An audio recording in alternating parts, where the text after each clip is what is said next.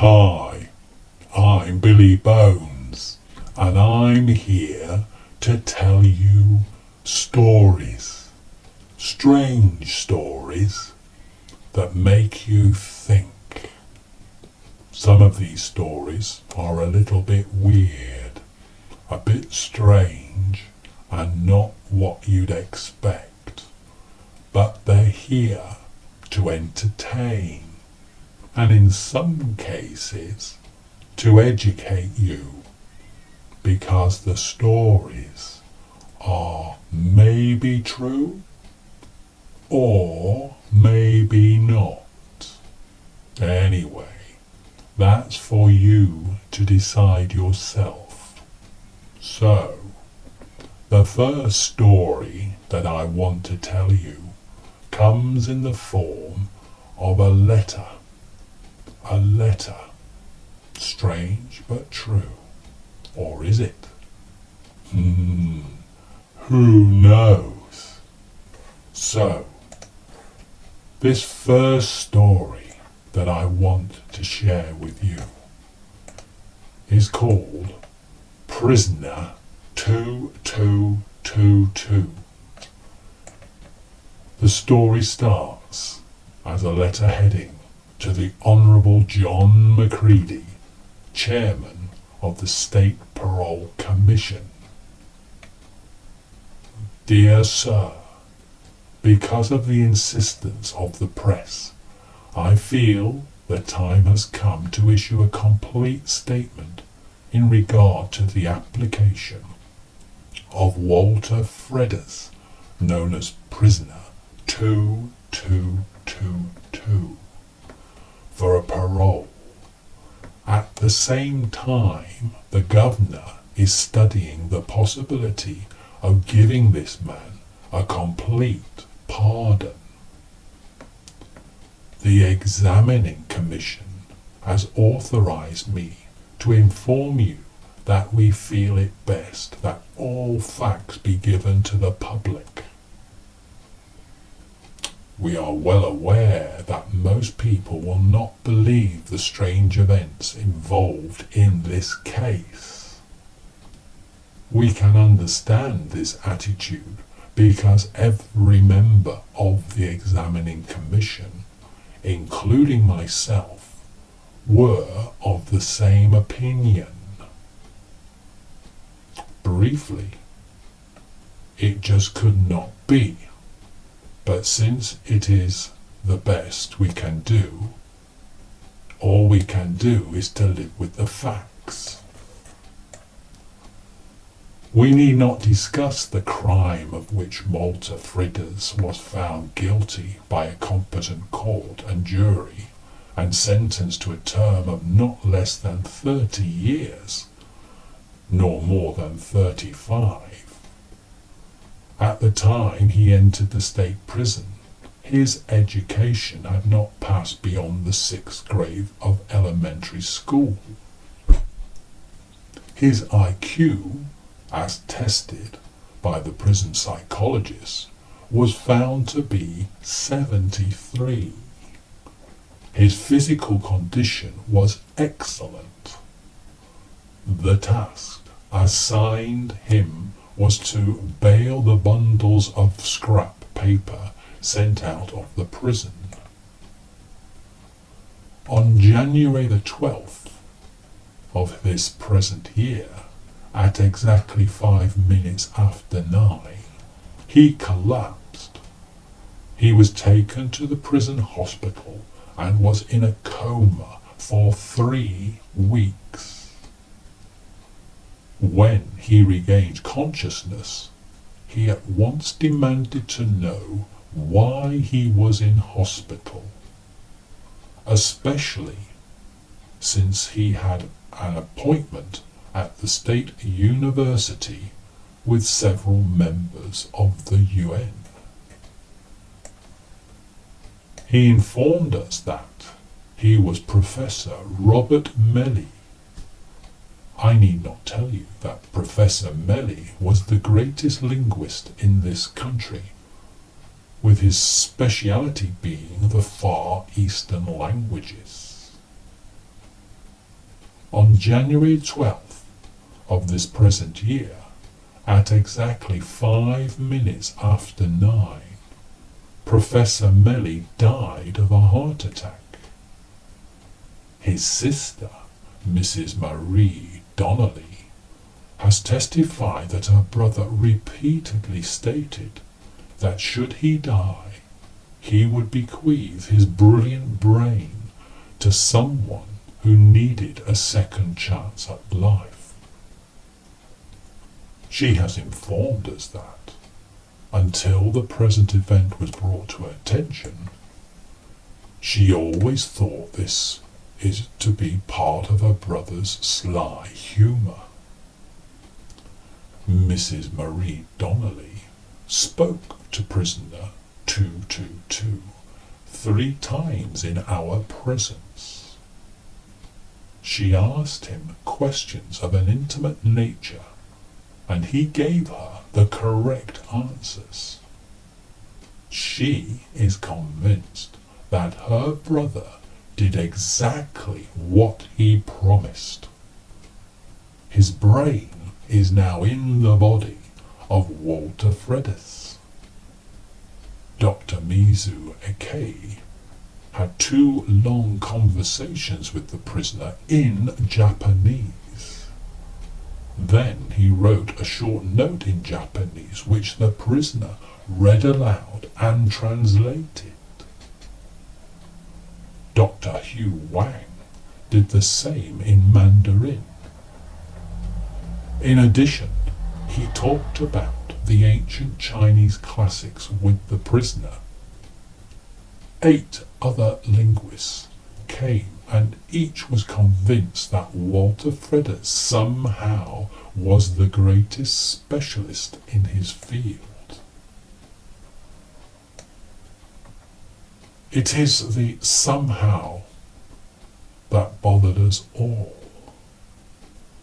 There is no satisfactory theory by which we can explain this situation. Can a man who knows he is about to die bequeath his brain to someone else? And by the grant of gift also give the recipient his identity? Professor Hans Gerber, the anthropologist, has presented us with records showing that such a belief has been widespread in the past. And even now there are people who believe that they will come back after death in another identity. The following question has been raised. Can Professor or can prisoner 2222 Walter Fredis, now with the identity of Professor Robert Melly, upon his death, transfer his brain? We do not know the answer. We recommend that the parole be granted. Arrangements have been made for Walter Fredis to do work in the field of linguistics. We are willing to concede that it may be the best that he change his name legally to Robert Melly. Mrs. Marie Donnelly suggested this to us and further added that she is willing to recognize him as her brother. When information is given to the press, we feel it best to have the various linguistic specialists present so that they may demonstrate beyond a reasonable doubt that the identity of one man has somehow been given to another. And that, in view of this transference of identity, the state feels it best to release the man so concerned in this supernatural transaction. Respectfully submitted, Dr. Thomas Leroy, Chairman of the Examining Commission. What is that all about? Is that story true? Is it possible? Can someone transfer their brain to another person just at will? We will never know. But it's something to think about and consider in the small, small hours. Well, I hope you enjoyed that story. And now it's time for another one. This time involving a court case. Take a listen to this and see what you think. It makes you think. We all need to think. And sometimes a story will make us think even more, slightly outside of the box, in a way that we're not used to thinking. So, this story is called The Finger of Death. And so, let's see what it's all about. Your Honour, began Dr. John Edmonds, the full report of our investigation into the sanity of William Pearson covers more than 500 pages. Briefly, I can summarize it for you. He is completely stable, intellectually and emotionally, on all subjects, except the issue at stake. He definitely believes that he has the power of death by pointing his finger at any person and at any distance. Furthermore, he can determine, according to his statements, the manner in which he can end the life of the given person. Mr. William Pearson claims he can make such a marked person vanish into thin air, turn the man into stone, or just make his heart stop beating. What is your final determination? Interrupted Judge Michael Sanderson, as he wiped the beads of perspiration from his forehead. I am not well today, and I wish that we could get this hearing over with as quickly as possible. There was no need for the psychiatrist to ask the cause of the discomfort of the judge. He had read the newspaper and learned that the escaped killer, Peter Crisani, had sworn to kill the judge who had sentenced him to die. It has been most difficult for us to come to a decision, continued the expert. Mr. William Pearson is well acquainted with the folklore concerning the finger of death. And this so-called superstition still persists in parts of the world today. As a matter of fact, may I call to your attention that if you point a finger at some people, they will think you very impolite. Why? Because there is the fear that something may happen to them. We asked Mr. Pearson to demonstrate his ability to us, but he very wisely replied that it would be a crime to take a human life without justification. If a situation arose, then he would use his ability legally.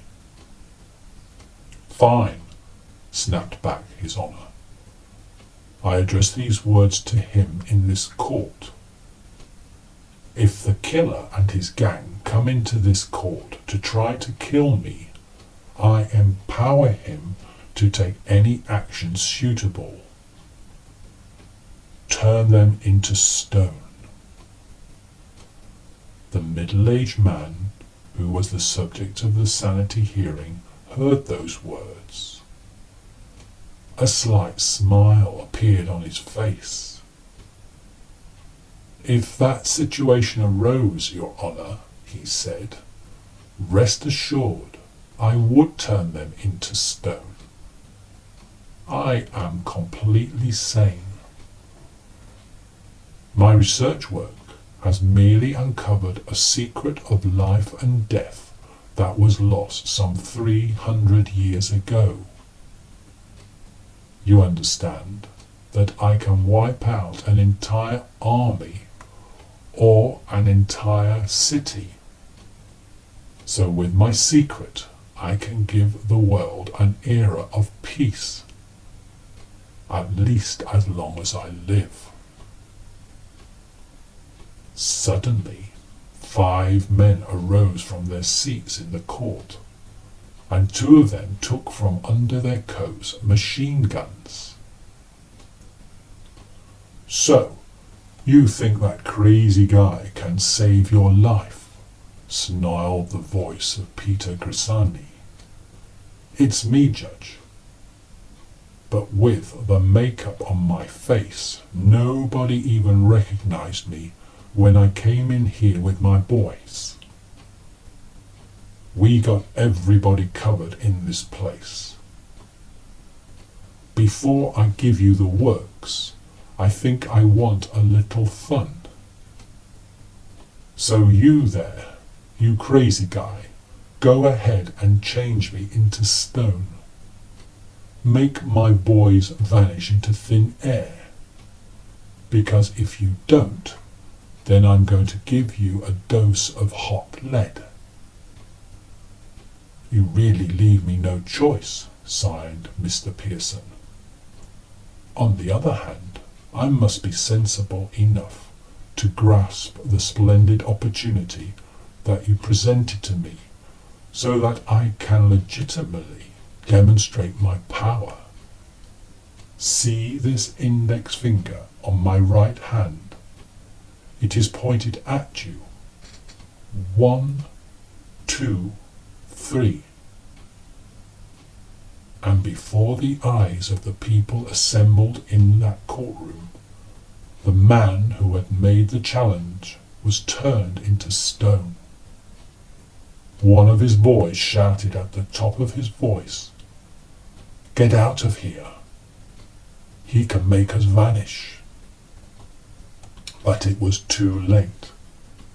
The finger was pointed at them, and they seemed to melt into thin air. Then, with a look of victory on his face, Mr. Pearson turned to the judge and spoke. "Never mind thanking me. Just make the verdict that I am sane in every respect, and that is how I walk out of here, also knowing that I am master of the entire world."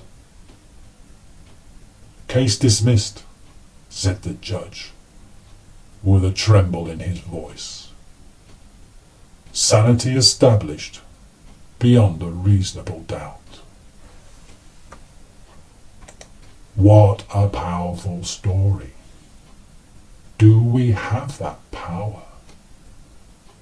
Do we have the power of will, and by pointing our finger at someone, able to do whatever we wish?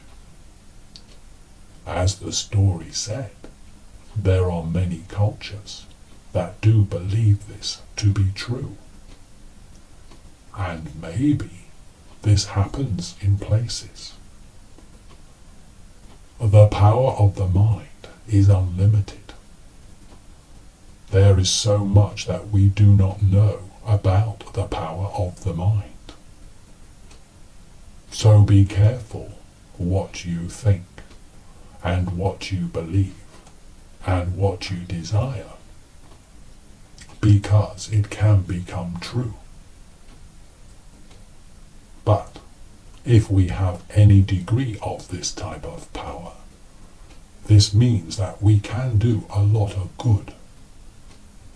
So use our power sensibly and correctly and with good, honest purpose.